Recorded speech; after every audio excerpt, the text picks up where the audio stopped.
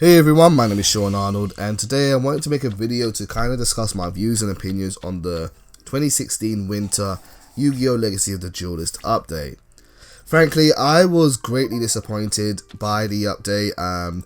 It's kind of almost killed my motivation to play the game, but I will hold my hand up and admit that I've been wrong about things before in the past, and I'm sure I'll be wrong about things again in the future.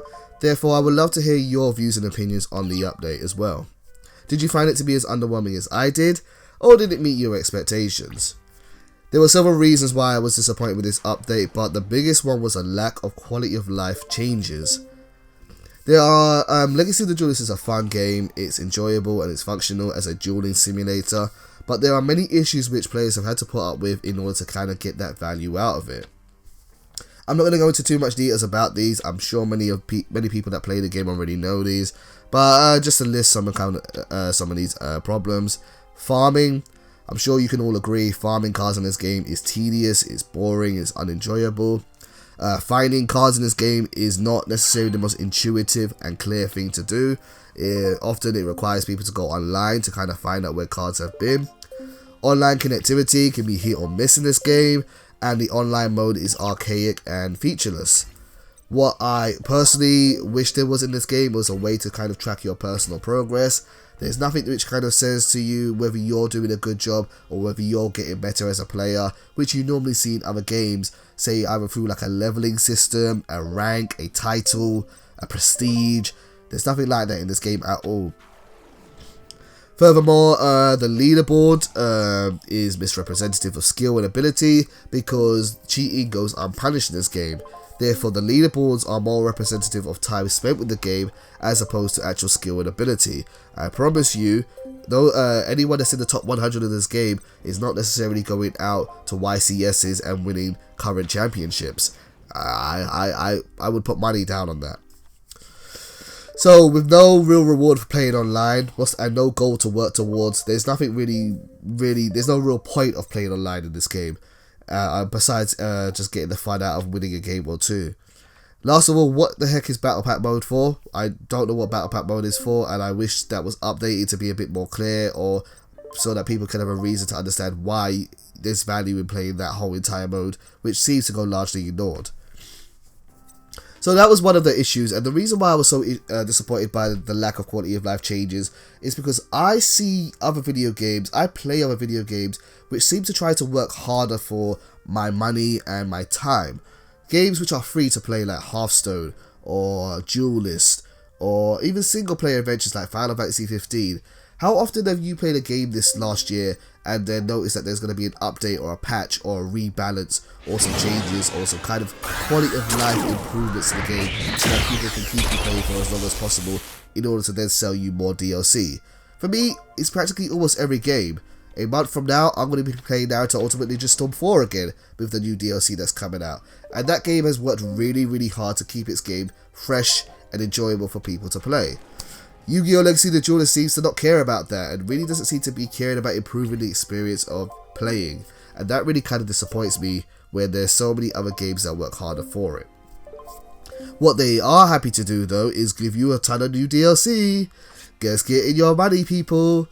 The DLC that was added to the game is incredibly off-putting to me.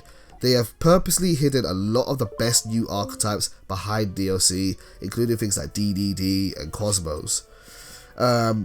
This kind of goes back against what Konami originally said in the first place. They said that you would not have to necessarily buy the DLC, you could farm all the cards, but I have pretty much all of the brand new cards from the brand new 2 card packs, and I have not got a single Cosmo card, so I'm pretty much certain that a lot of these cards are hidden behind DLC.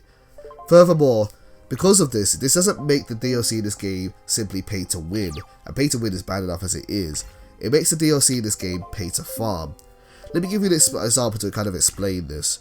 I am making a deck coming up soon for a video which uses kaijus. Now there was a particular kaiju which I needed, and therefore I had to buy the DLC in order to unlock the kaijus. When I bought the DLC and I got the deck list which I got, I noticed that the kaiju which I wanted only came in 1 copy. Therefore, I still had to go out and farm the card later on. That sucks to me. It's kind of an unwritten rule, I'm sure most people know this, But when you buy DLC, normally you buy DLC because you want to save time. You are saving time, spending money to save time. In this situation, I had to spend my money and also use my time in order to get the result which I wanted. And that sucks. Something else that bothered me about this update is the port to Steam. The Yu-Gi-Oh! Legacy of the Duelist port to Steam, I feel was really distrustworthy and kind of sneaky by Konami. When Konami originally announced at Jump Fiesta back in January 2015 of all the new Yu-Gi-Oh! Games, they said 4 things. They said there'll be a new Yu-Gi-Oh! Game for mobile called Duel out in spring. That's only coming out about this week. They said there will be a brand new game for 3DS, which came out in the summer, and they said there will be a brand new game for PC, and they said it has a working title. They don't know the name of the game just yet. Then they went on to announce that the Yu-Gi-Oh! Legacy of the Duelist for consoles will be getting a winter update. Now, forgive me for making assumptions, but by hearing that the PC game did not have a confirmed title, led me to believe that it was going to be a different game for Legacy of the Duelist, not just a port of this game to the PC. But lo and behold, that's what we got. I don't understand why Konami couldn't tell us from the get-go that this was Legacy of the Duelist. Why couldn't you just tell us immediately, oh, we're going to be bringing Legacy of the Duelist to PC? Well, that, I can only guess reasons why, but honestly, I don't understand why that was, and it got a lot of us excited for a brand new game. I still get people writing comments to me on one of my videos, hey, have you heard about the new free Yu-Gi-Oh! Games, asking me when's the new Yu-Gi-Oh! Game coming out, because no one realised that it was just going to be Legacy of the Duelist. Overall, the biggest thing which disappoints me about Legacy of the Duelist is we as a community have spent our time and our money to support this game, and I feel like the publisher and the developer isn't working as hard as other companies does to earn it. When I see games like Paragon, or I see games like Hearthstone or Duelist, or even Square Enix with Final Fantasy 15, they constantly listen to fan feedback. They want to find out ways to improve the game and give you extra reasons to either spend more time or spend more money with them. As for Konami, however, there's practically nothing. There's practically nothing in terms of listening to fans, taking on board feedback, and finding ways to enrich the experience of playing this game. And that sucks. Especially since I have a suspicious feeling that this game really isn't actually a brand new game, and in fact that this game is just a port of a 7-year-old game called Yu-Gi-Oh! 5D's Decade Duels, which came out in 2010. I can't say that for certain, I'm not a game developer, but have a look at the footage on screen. Doesn't this game look really kind of similar in terms of what is available to it? Of course, the presentation is different, but this game looks like exactly the same as this old game was, and it looks like to me that they just repackaged and repurposed it for a brand new game and then put up a higher price on it because it's on a PlayStation 4.